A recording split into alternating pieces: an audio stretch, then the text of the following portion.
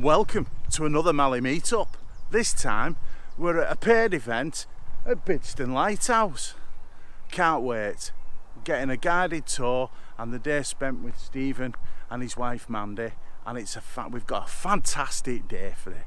So it's going to be one of them today. We'll be around a few different places and then we're going to from here head over to Perch Rock again, but we're getting a 7-metre tide, so it should be interesting. It should be a good day for shooting, getting some lovely cloud. Although the sun's harsh, it's looking great, but the main part of today is spent in this wonderful building. We're going to go up to the top.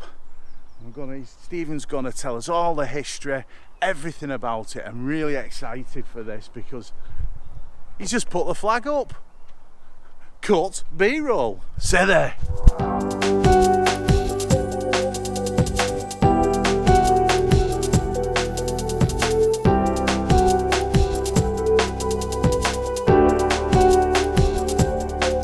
Well, it's turned out nice again. Can you believe this?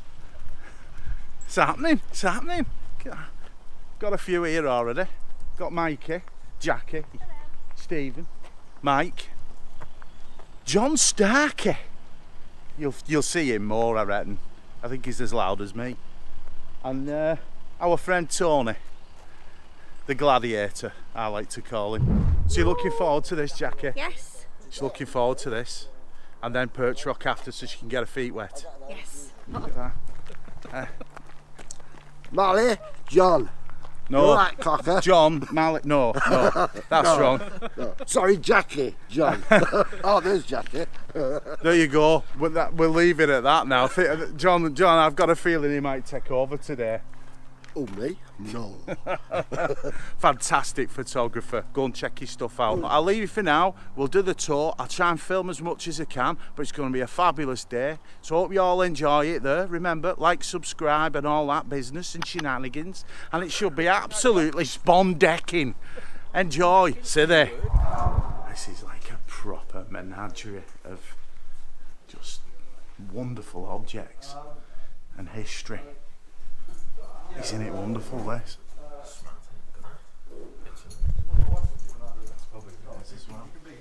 That has to be raised. Yeah.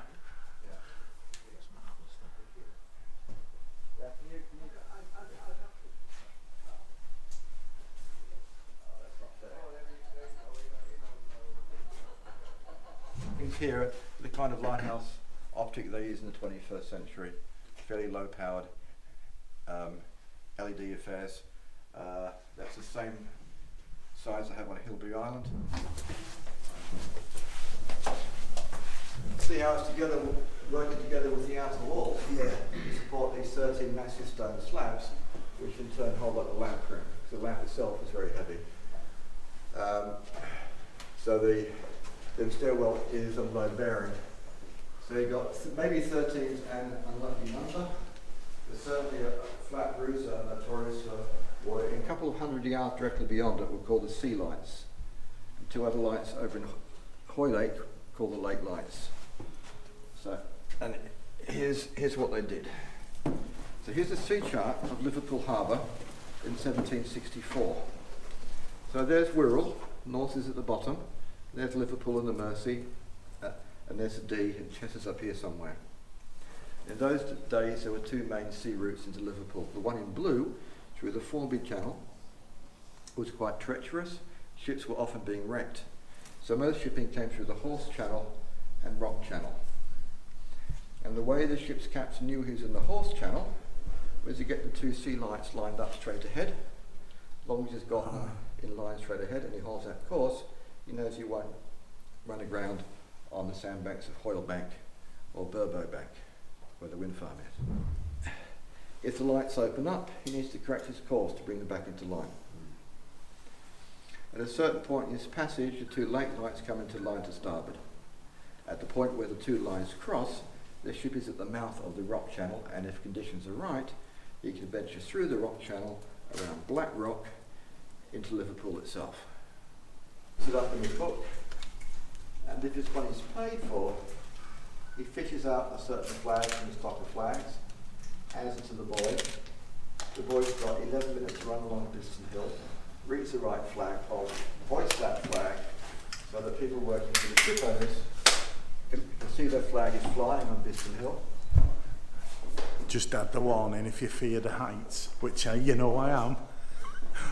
These steps are a little bit steep. I'm going to have to come down them backwards. In Mel's? Mel's house, I don't know. Mel's. Yeah, somewhere down, somewhere along there. Yeah. I call that Montbeggar Wharf at this end.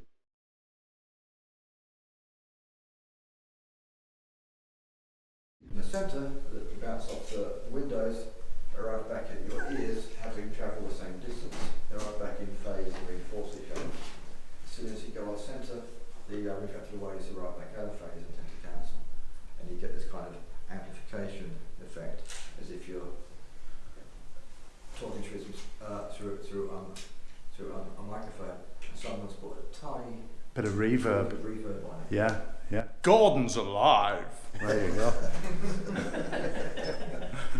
Have a go at that. I'm going to round it up here for the lighthouse tour. It's been fantastic by Stephen, and he's just took us all out onto the balcony. As you can see, I'm still inside the lighthouse. But what a view you've got here. A Liverpool cathedral and the modern cathedral. Just a wonderful, wonderful place. And in here, the sound, the acoustics are incredible. You've got this view all across the Wirral, Perch Rock, Black Rock, looking down Hoy Lake. It is just wonderful, an absolutely great experience from Stephen, and the knowledge, the dates and information that you're given on this tour is something else. Back to the 1600s, it's like being in Game of Thrones, some of it, especially with the 100 and odd flags that they used to use as a form of semaphore, form of messaging, what ships were coming on the horizon, or even if we were being invaded by those pesky French. You know, there were flags put up and held aloft all the way 520 odd metres to where the windmill is, to indicate to the city of Liverpool, because they couldn't see past Bidston. So Bidston was the only warning they had of what was coming. Back in the 1700s, they would raise these flags, but then there was the merchants, and a signal that, you know, certain merchants were coming to sell the wares, and they would use these flags back then to let people know to be ready, prepared on the Liverpool port.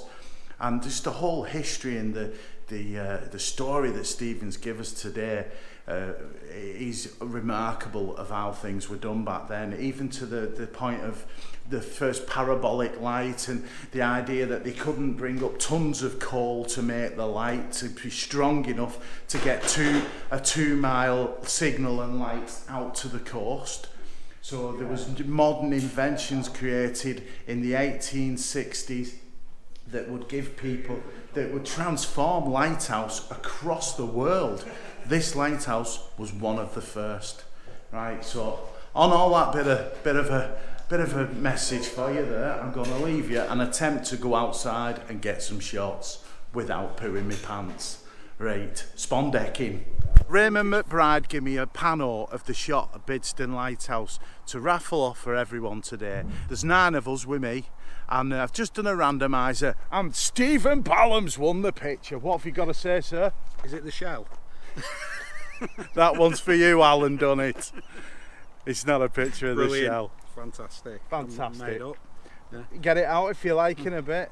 Yeah, we won't get it out now, because it's a beautiful print, and I'm glad it's gone to Stephen anyway. You know, all the rest of them, you know. Only kidding. Fantastic day. What do you think so far? Fantastic. Amazing place.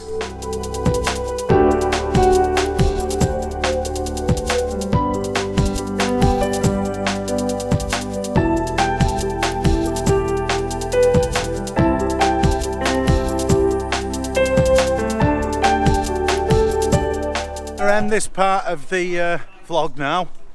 We're leaving the Bidston Lighthouse to walk up to the windmill. It's gone dull. We've lost the light, but it could be a black and white. Heading up to the windmill, all of us get some shots and come back and finish off here. Been a fantastic morning. Can't recommend it enough. Right, see there.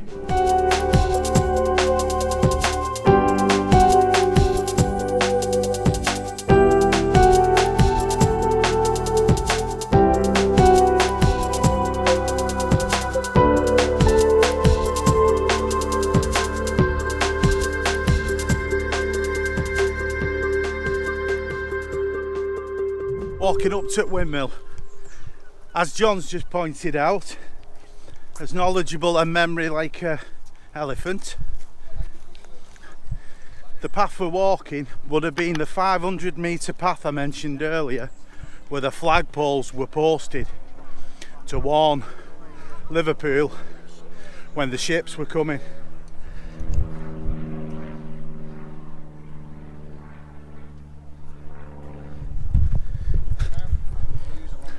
And if you look closely as you're walking along, you can see where the poles would have been placed with the giant flags, the nationalities and the different merchants over time.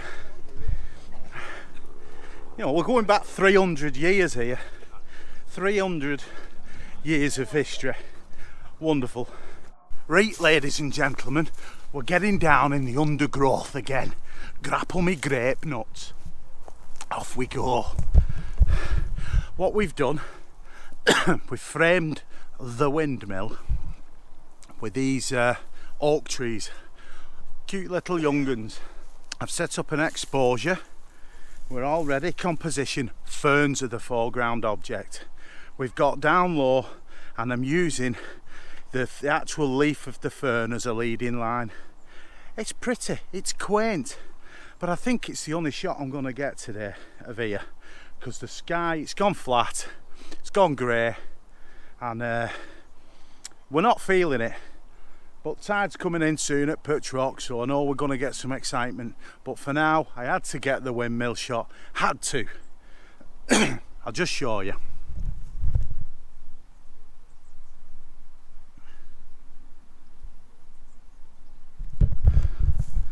I want a rundown with a medium edge 0.9 grad with a 6 stop, because if I do get a bit of grey movement in the sky, bonus.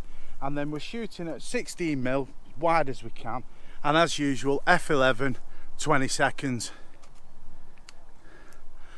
Let's have a butchers. If this comes out, I'll put it up next. I think it's got to be spawn decking. That's the word of the day, by the way, spawn decking. Join me and see.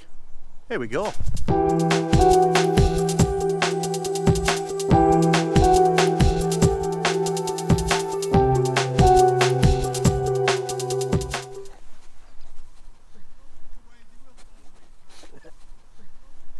And the meet-up continues. We've come down to Perch Rock, Black Rock, and there's a lot of people. Jackie, Tony, Mike, Carl, John, we've got Mikey on the other side, and Stephen. So we've all lasted the day. John Cheatham's gone pub for a quick pint. Don't blame him. Good lad. So we're just going to see here what we can get. The tide, like I say, is high tide, 7 metre. And I think I'm going to head over to those rocks where we all are, because I'm studying everyone's composition. And they're calling me right now. So let's get over, join the group, take some more shots over there. As you can see, this lovely bit of rock here is what I'm focused on, trying to get some movement with the water and the waves. But the light's flat. We've lost the light. From where we started this morning, it's all gone. It's all gone, so it's definitely a monochrome, black and white day. Right, let's get over.